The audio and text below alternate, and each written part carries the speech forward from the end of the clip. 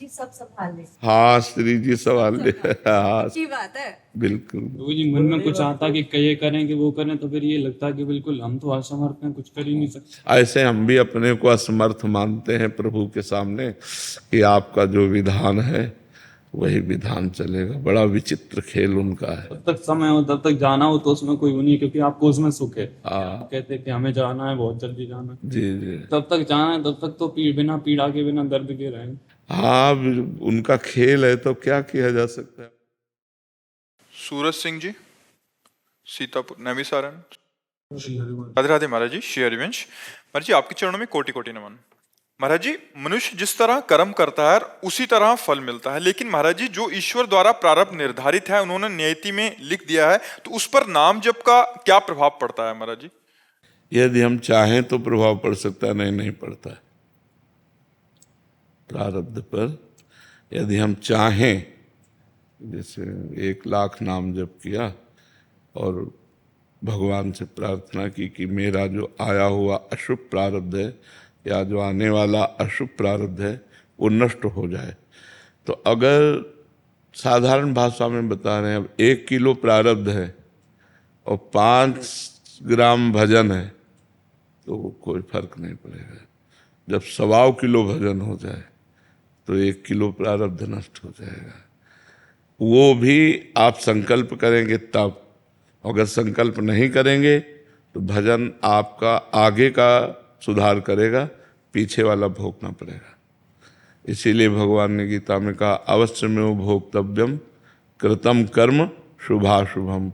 शुभ और अशुभ कर्म को अवश्य भोगना पड़ेगा। और बिना भोगे तो इसीलिए तो डरा जाता है कि पाप कर्म न बन जाए, नहीं तो भोगना पड़ेगा। जैसे प्रारब्ध नहीं बना जो पाप कर्म, वो तो नष्ट हो जाएगा। हम जब करें उसके प्रभाव से अपने आप नष्ट हो जाएगा। जो प्रारब्ध नहीं बना, जो संचित जमा है वो नष्ट हो जाएगा।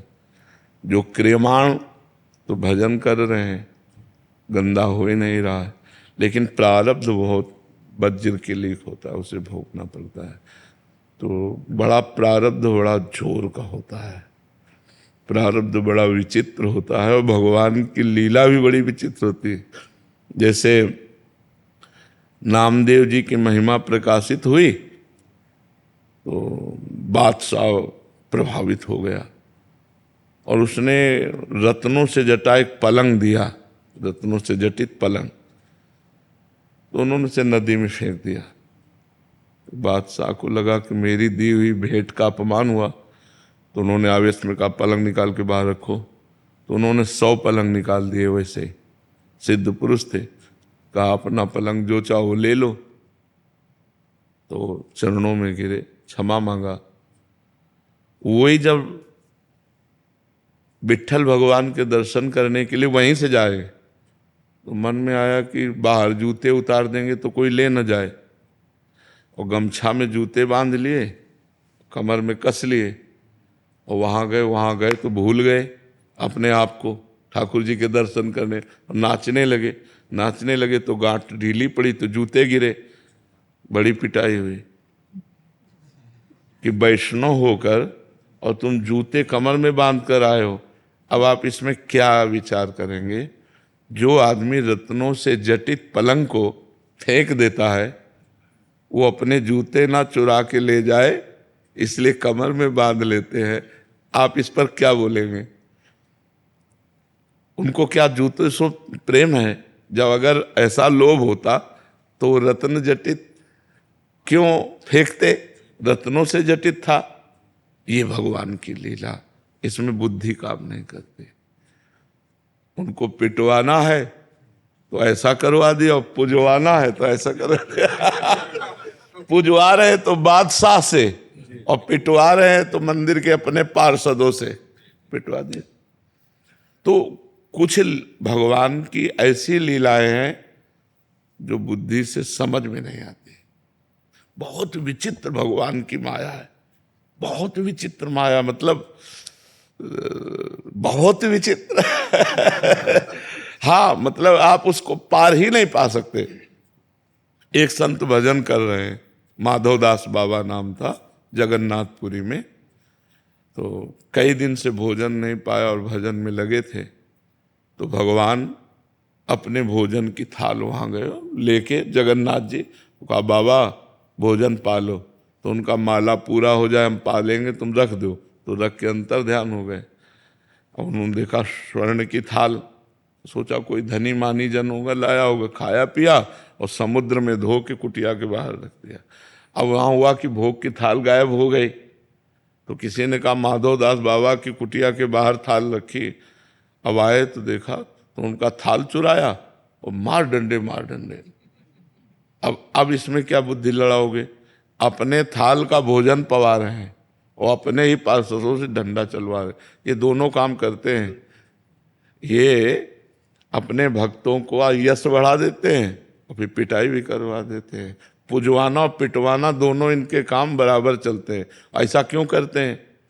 एक शीशा है, जैसे उसे आप ऐसे कंकड़ मारो तो टूट जाएगा, लेकिन ठंडा गरम तो बुलेट प्रूफ हो जाएगा कि हो जाएगा। भगवान अपने भक्तों को बुलेट प्रूफ बना देते हैं कि उसके ऊपर संसार का कोई प्रभाव न पड़े, मान सम्मान इसका किसी भी तरह न पड़े। तो कुछ प्रारब्ध की लीलाएं होती हैं और कुछ भगवान की पर्सनल लीलाएं होती हैं, जिन लीलाओं में किसी की बुद्धि काम नहीं कर सकती। अब हमको चाहिए कि भगवान की शरण में होकर नाम जप करें और जो दुख सुख आवे उसे हम भोग लें, उसे भगवान का प्रसाद मानकर भोग लें, जानबूझकर हमसे कोई गलती ना होने पावे, बस ये बात है।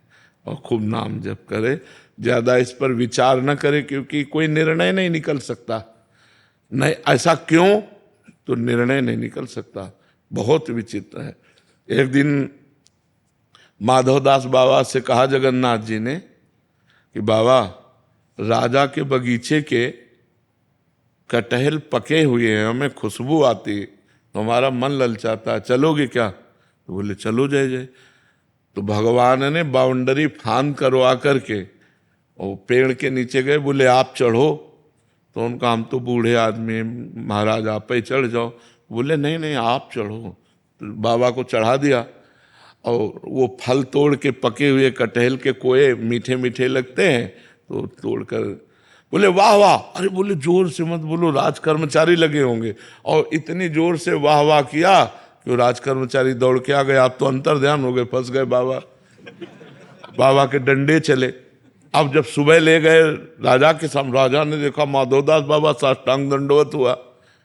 उन्होंने राज कर्मचारियों को डांटा कि तुम्हारा दिमाग खराब, इतने सिद्ध पुरुष को तुम पकड़ के लाए। तो बोले महाराज लीला क्या है? तो उन्होंने बताया हमसे कह रहे थे जगन्नाथ जी कि आपके बगीचे के कोए बहुत अच्छे लगते हैं। उन्होंने पूरा बगीचा जगन्नाथ जी के नाम कर दिया। कोए आप खाए, बगीचा अपने नाम करवाया, डंडा से पिटवा दिया बाबा को। भगवान के ऐसे चरित्र हैं कि जिनका केवल भक्त ही अनुभव कर सकता है, दूसरे जान ही नहीं सकते, दूसरे समझ ही नहीं सकते। इसलिए भगवान की शरण में हो जाए और अपने को छोटा बच्चा मान ले। जैसे छोटे बच्चे के माँ दुलार करती पालन पोषण, तो करो सदा तिनके रखवारी, जिम बालक राखे महतारी, तो ही पार हो सकते। बड़ा कठिन है भगवान की माया से पार होना।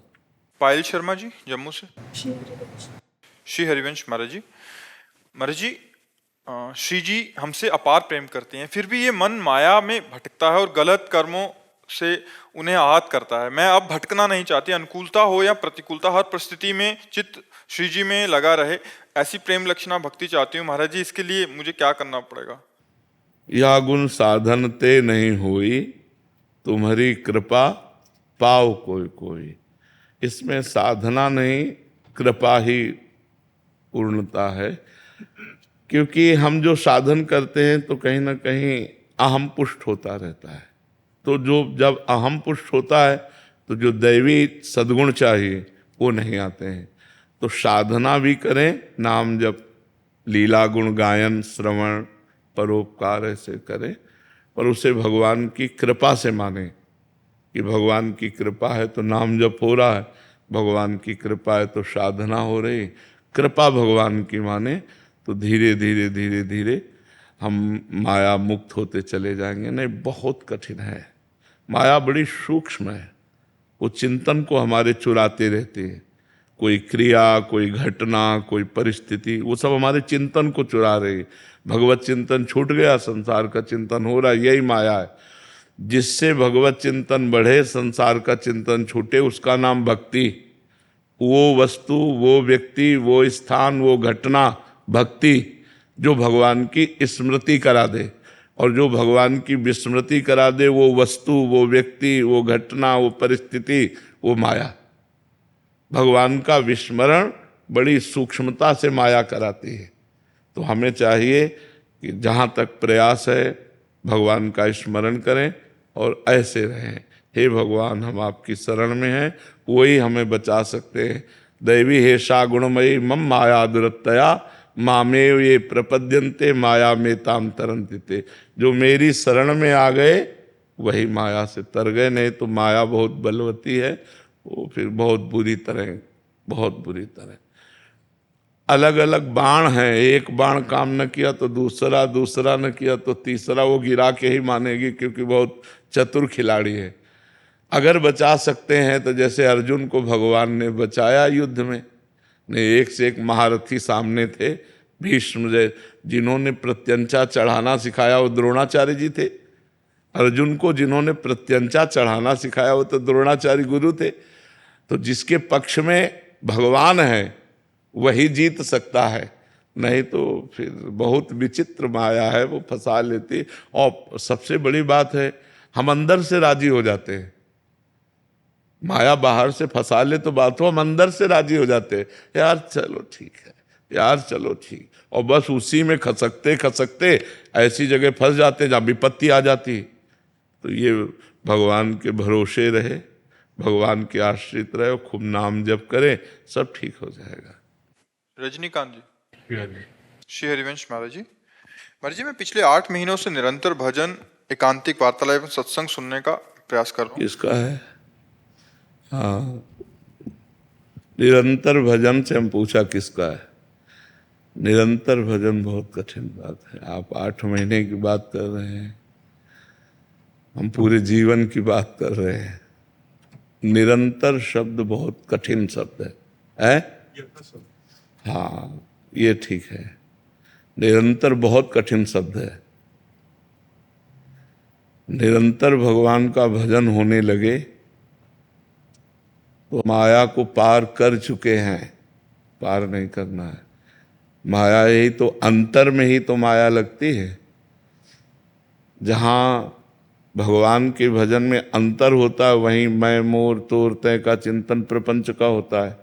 जब निरंतर भगवदाकार वृत्ति है तो माया मुक्त पुरुष है, न सोचति न कांक्षति, न कोई सोच है न कोई चाह है, तो भगवान में निरंतर रमण कर रहा है।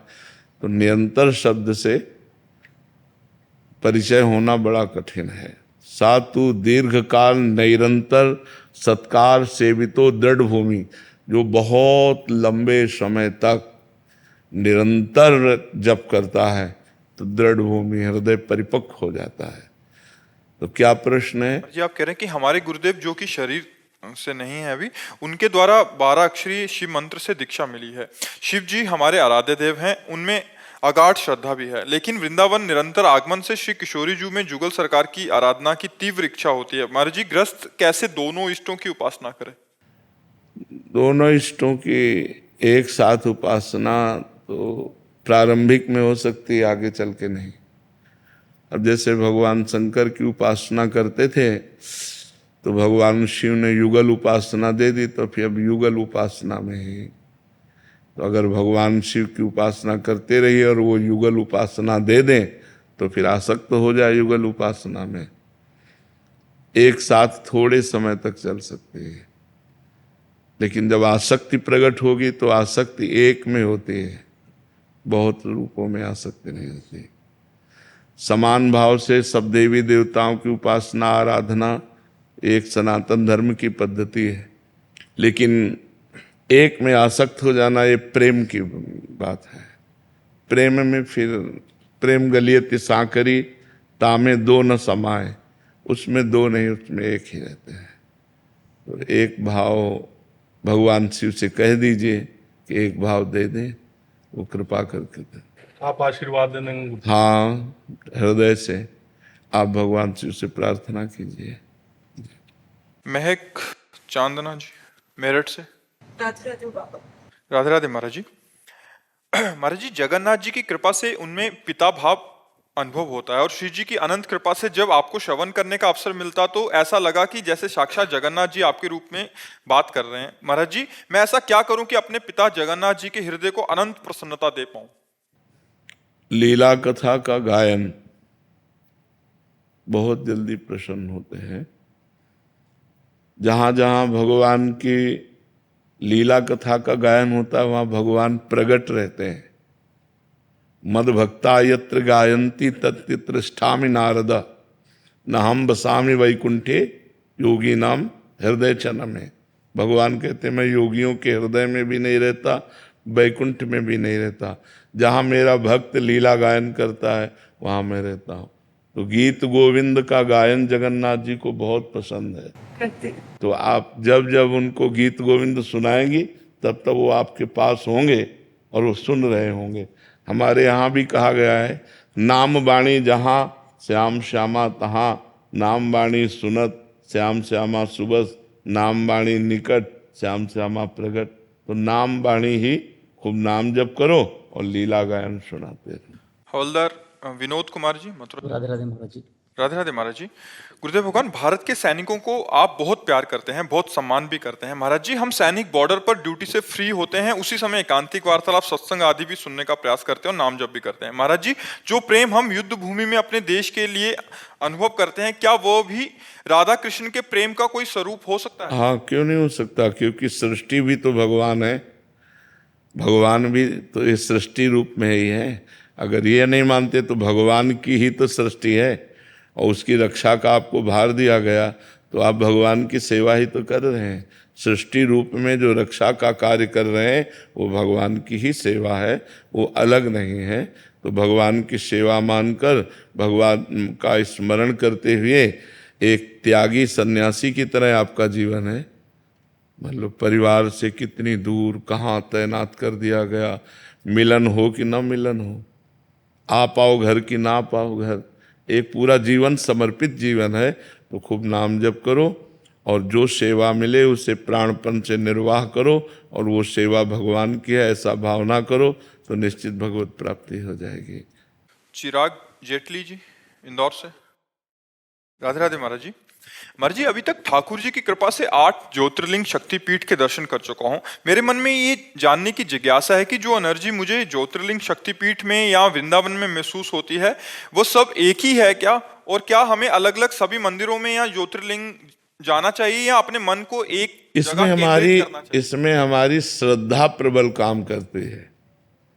आपका जहाँ श्रद्धा प्रबल हो जाएगी वहीं से आपको ऊर्जा मिलने लगेगी, और श्रद्धा प्रबल ना हो तो कहीं भी आपको ऊर्जा का अनुभव नहीं होगा। भागवतिक उत्साह, भागवतिक आनंद तब होता है जब हम पहले से निश्चय किए होते हैं अब मैं विश्वनाथ जी के दर्शन करने जा रहा हूँ, बड़ा आनंद आएगा, बड़ा मंगल होगा। तो आपने जो श्रद्धा और विश्वास प्रकट किया वो वहाँ जाकर आनंद दे रहा है। नहीं तो श्रद्धा और विश्वास की कमी होने के कारण भगवान श्री कृष्ण को देखते हुए भी दुर्योधन के मन में कोई ऊर्जा शक्ति नहीं आती। नहीं, भगवान को साक्षात देखता है तो उसके अंदर कोई भागवतिक लक्ष्य, क्योंकि वो द्वेष से युक्त हो चुका है। तो जब हम श्रद्धा से युक्त होकर वृंदावन या कहीं भी जाते हैं तो हमें भागवतिक अनुभव होता है, क्योंकि सर्वत्र भगवान तो हैं ही, पर श्री विग्रह के रूप में, अर्चावतार के रूप में जहाँ प्रकट है वहाँ रोज आराधना होती, तो वहाँ का वायुमंडल बड़ा पवित्र होता है। तो पवित्र वायुमंडल से हमारे अंदर आध्यात्मिक शक्ति जागृत होती है, आध्यात्मिक ऊर्जा की प्राप्ति होती है। उसमें प्रधानता हमारी श्रद्धा होती है, हमारा भाव होता है। श्रद्धा भाव ना हो तो एक आदमी श्रद्धा से जाए तो उसे ऊर्जा मिलेगी, एक आदमी श्रद्धा भाव भी नहीं तो उसको कुछ अनुभव में नहीं आएगा। भरत पांडे जी। श्री हरिवंश। श्री हरिवंश महाराज जी।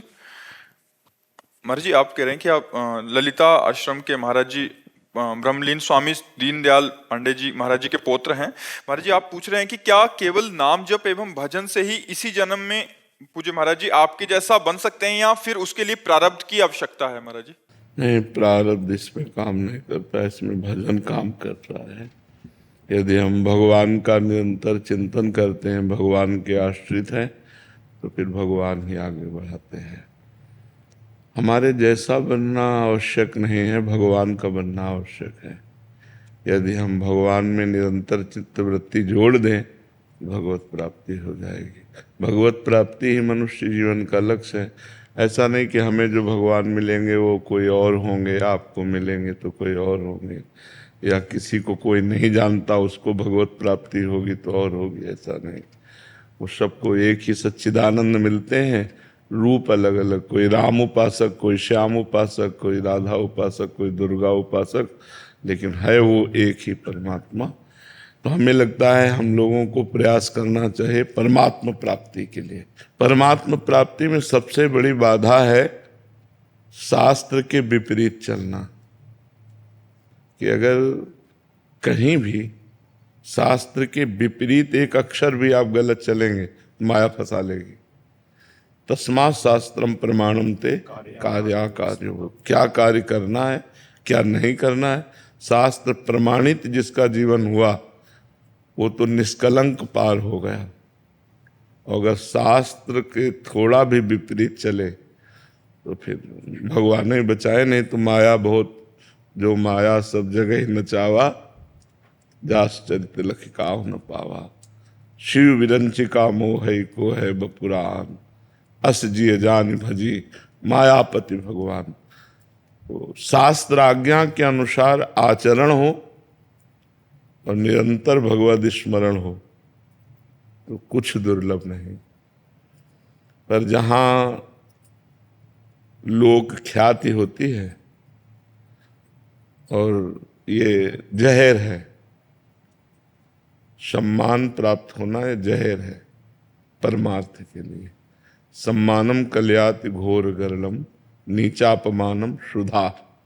श्री राधा मुरलीधरो भज सखे वृंदावन मात्य, श्रीपाद प्रबोधानंद जी महाराज कहे। सम्मान से बचता रहे। अगर सम्मान प्राप्त होता है तो अपने में भूल होने की संभावना होती है। ऐसी चकाचौंध है कि इसमें स्वतंत्रता आ जाती है। शास्त्र परतंत्रता, गुरु परतंत्रता, ये भूल जाता है साधक। संत महात्मा जो भी आप कहें, वो भूल जाता है। शास्त्र परतंत्रता छूटी, स्वतंत्रता आई, माया ने झपेट मार दिया। इसीलिए 3 खाइयां प्रबल कही गई हैं, कामिनी, कंचन, कीर्ति। पुत्रैषणा, वित्तैषणा, लोकैषणा। बहुत विचित्र भगवान की माया। जासु चरित्र लखिकाहु न पावा। उसका चरित्र समझ में नहीं आता कि ये माया है,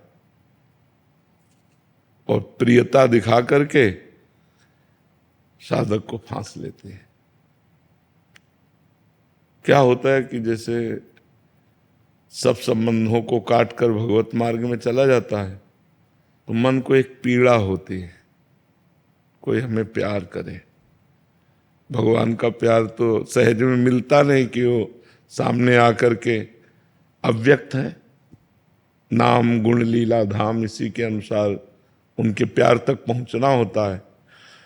तो साधक कमजोर बना रहता है, कोई हमें प्यार करे।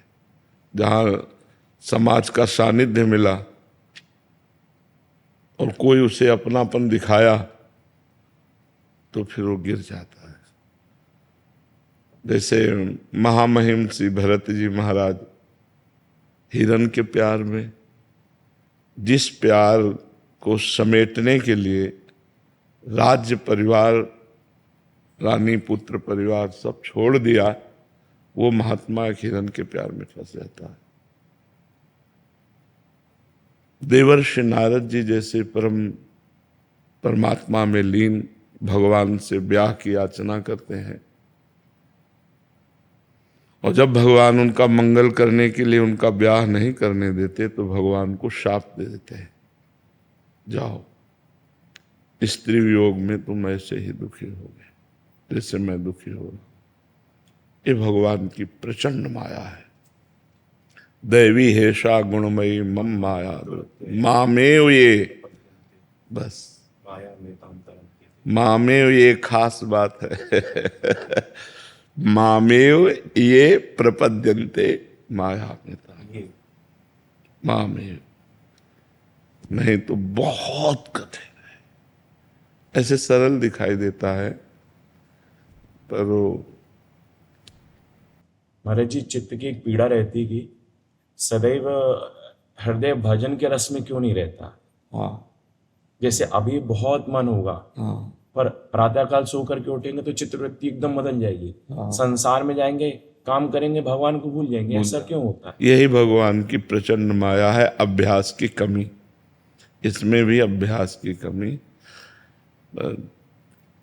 जब हम पूरा जोड़ लगाते हैं सब, तो तुम्हारी कृपा तुम्हें रघुनंदन जानहि भगत भगत और चंदन। भक्तों के हृदय को शीतलता प्रदान करने वाले हे भगवान, आपकी कृपा से ही आपको जाना जा सकता है, आपकी कृपा से ही आपको पाया जा सकता है, नहीं तो बहुत कठिन है। अतिशय कृपा राम की हुई, पाँव दे यह मार्ग सोई। भगवान की जब विशुद्ध कृपा होती तो इस मार्ग में चला जा सकता है। जब कोई चलता है तो अंदर और बाहर दोनों से विरोध पैदा हो जाता है। बाहर से प्रतिकूलता भी और अंदर से विषय प्रबलता। बड़ा मतलब बहुत लंबे समय तक ये शत्रु छुप कर रहते हैं हृदय में। कभी ऐसा लगता है कि हम निर्विकार हो गए, तो कभी ऐसा लगता है हम जैसे थे वैसे ही हैं। बड़ा विचित्र, ये मतलब साधक ही समझ सकता है इस बात को। संसारी आदमी क्या समझे, तो उसी में गिरा हुआ है। कभी लगता है हम निर्विकार हो गए, कभी लगता है हम तो वैसे ही है। तो एकमात्र इसमें भगवान की कृपा ही साध्य है कि वो कृपा सिंधु भगवान बचा ले तो बच जाए, नहीं तो ये बहुत दुरंत आकर्षण है। लगता है सत्य भगवान ही हैं। जब यह सत्य है संसार, तो हम समय क्यों नष्ट करें। पर इतना प्रबल आकर्षण है कि समय नष्ट ही हो जाता है। समझ में ही नहीं आता कि कहो 1 घंटा भूल जाए भगवान को, फिर ध्यान आया अरे 1 घंटा राधा राधा राधा राधा राधा, ऐसी समस्या डाल दें, सारा चिंतन उसी में चला जाए। इसमें केवल भगवान की कृपा ही साध्य है, दूसरा कृपा साध्य नहीं है। परमार्थ में केवल भगवान की कृपा साध्य है। बहुत बहुत प्रबल माया भगवान की, बहुत प्रबल माया। अतिशय प्रबल देवता मान। छूट ही राम करो तो खूब नाम जप करे और शास्त्र मर्यादा से चले। शास्त्र मर्यादा से थोड़ा भी गिरने पर आप फंसा लिए जाओगे।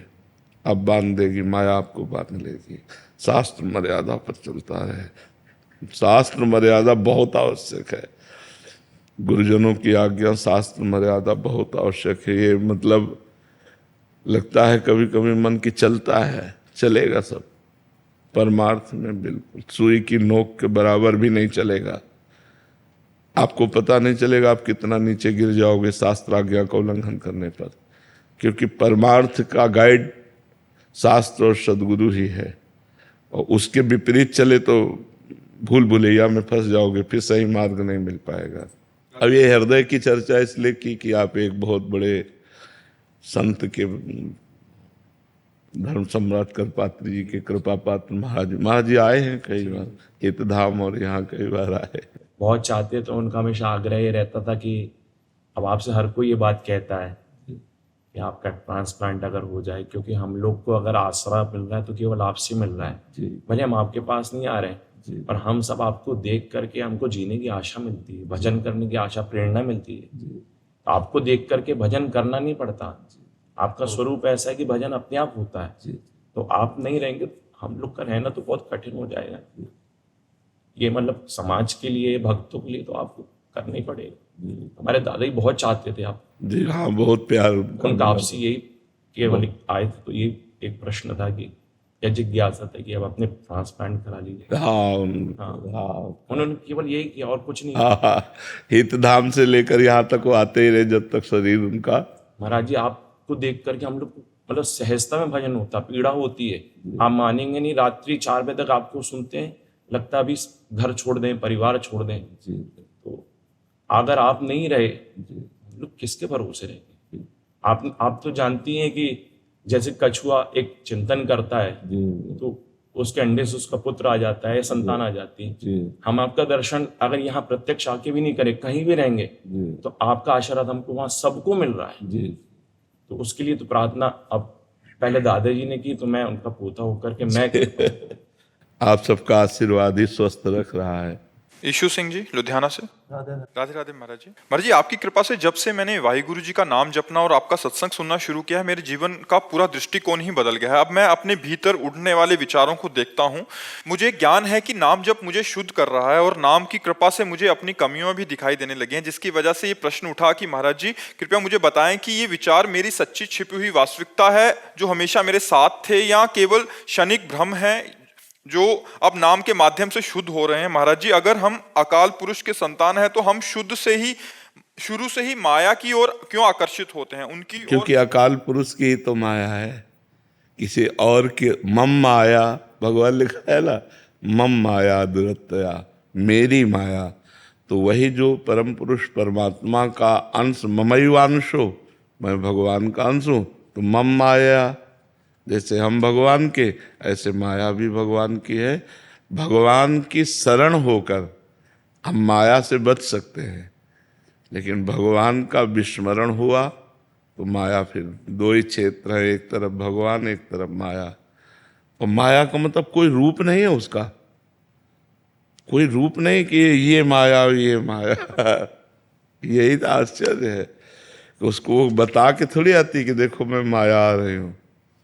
फंस जाता है जी, मकड़ी के जाल में जैसे वो बुनती है उसी में फंस जाता है, अपने आप से बुनता है, अपने आप में फंस जाता है। वो सत्य है परमात्मा, हम उसकी तरफ चले तो धीरे धीरे हमारी असत वासनाएं नष्ट हो जाएंगी। बस खास बात हम बार बार फिर यही कह रहे हैं कि गुरुजनों की आज्ञा और शास्त्र आज्ञा, अगर इसका पालन नहीं हुआ तो बहुत अच्छा भजन साधन करने पर भी साधक फंस जाएगा, साधक फंस जाएगा। बिल्कुल किसी से मोह न करे, किसी को अपना ना माने, सबको भगवत स्वरूप माने और शास्त्र आज्ञा से चले तो निकल जाएगा। नहीं, कई बार गलती संग दोष में हो जाती, कई बार गलती ऐसे हो जाती है कि उसे हम गलती नहीं मानते, अधिक अपनापन हो जाने के कारण हमसे गलती हो जाती है। कुछ ऐसे अपराध हैं, कुछ ऐसी गलतियां हैं जो बड़ी सफाई से हमारे अंदर प्रवेश करती हैं और हम जान नहीं पाते, हमें गिरा देती हैं। कुछ गलतियां इतने कि गलती गलती दिखाई देती है, और कुछ गलतियां ऐसी है जो ऐसे प्रवेश करती हैं कि वो गलती ही नहीं समझ में आती, और जब उसका परिणाम आता है तब गलत आता, तब लगता कि गलती हो गई। तो ये जो भगवान की दुरंत माया है, ये केवल वाहिगुरु की आज्ञा पर चलने पर, गुरुवाणी पर हम श्रवण करें, कथन करें, चिंतन करें और उसी पर चलें तो फिर माया फंसा नहीं पाएगी। नहीं तो बड़ा सूक्ष्म विषय है, समझ में नहीं आता। अब वो फंसते फंसते पूरा चिंतन उसी में चला गया कि ये अपने लोग हैं, जैसे मृग में, तो अपने लोग, अपनापन होते ही वो गया। विश्व में कहीं भी किसी से इतना भी अपनापन ना हो, अगर किसी से हो तो केवल भगवान के भाव से हो तो बच सकता है, नहीं तो बहुत ऐसे ऐसे डर लगता है, जैसे हृदय ना ऐसे डरता है, माया से डरता है कि पता नहीं कहाँ से, जैसे हमें विषैले कुंड में छोड़ दिया जाए तो पता नहीं कहाँ कौन सी सांस नाक से चली जाए कि मुंह से चला जाए, हमारी मृत्यु, हमारे परमार्थ की मृत्यु हो जाए।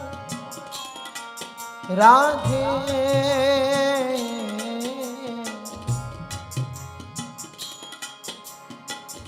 सुनहु कृपाल किशोरी राधे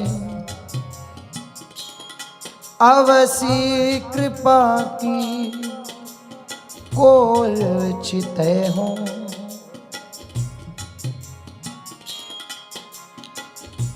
इतनो तो